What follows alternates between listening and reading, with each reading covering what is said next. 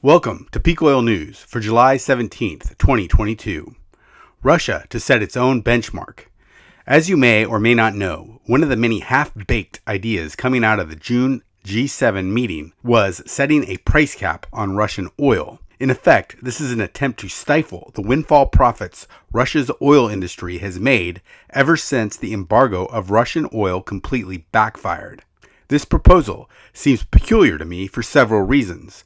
Number one, the market has already responded with its own price cap on Russian oil, in that it is going for around 30% cheaper than Brent crude.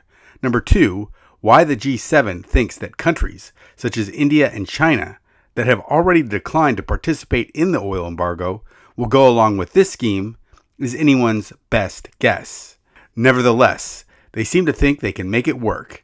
In an announcement, the G7 stated that we will consider a range of approaches, including options for a possible comprehensive prohibition of all services, which enable transportation of Russian seaborne crude oil and petroleum products globally, unless the oil is purchased at or below a price to be agreed in consultation with international partners.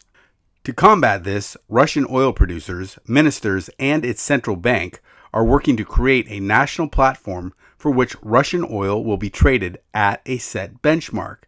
The idea is to attract enough foreign partners to buy Russia's crude and generate enough volume so that a national oil benchmark will be set up between March and July of next year. This will, in effect, keep the pricing of Russian oil insulated from G7 meddling.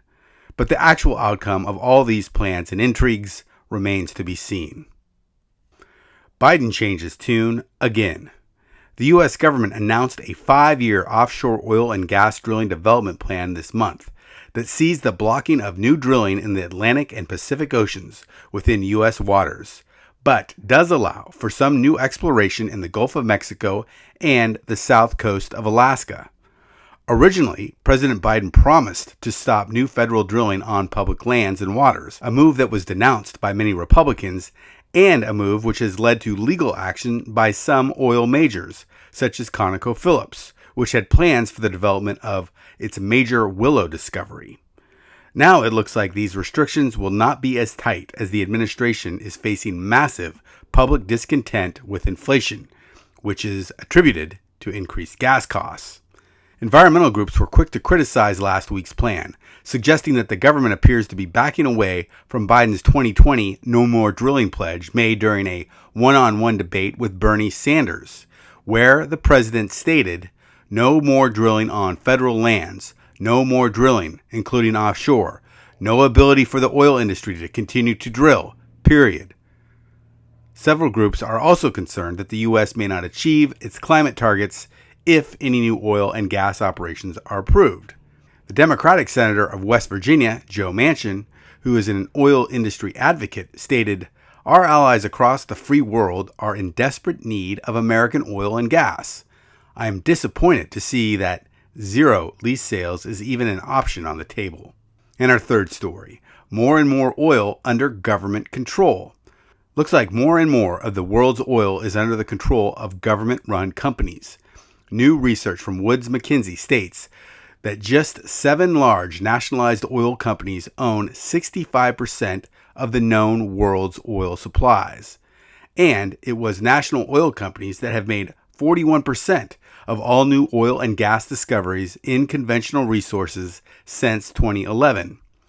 To make matters more complicated, these companies also include Russia's Rosneft and Gazprom, the National Iranian Oil Company, and Venezuela's PDVSA, which means that 4 of the 7 largest national oil companies have sanctions limiting their access to markets.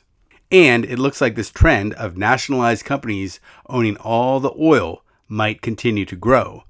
This is because as oil resources become scarce, discontent over prices may lead some to believe that such processes should be under direct government control. In fact, we already see these calls beginning to boil up in the U.S. media. Anyway, that's it for today, folks. Sorry for the long gap in episodes. I was traveling and had a funeral of a close friend to attend.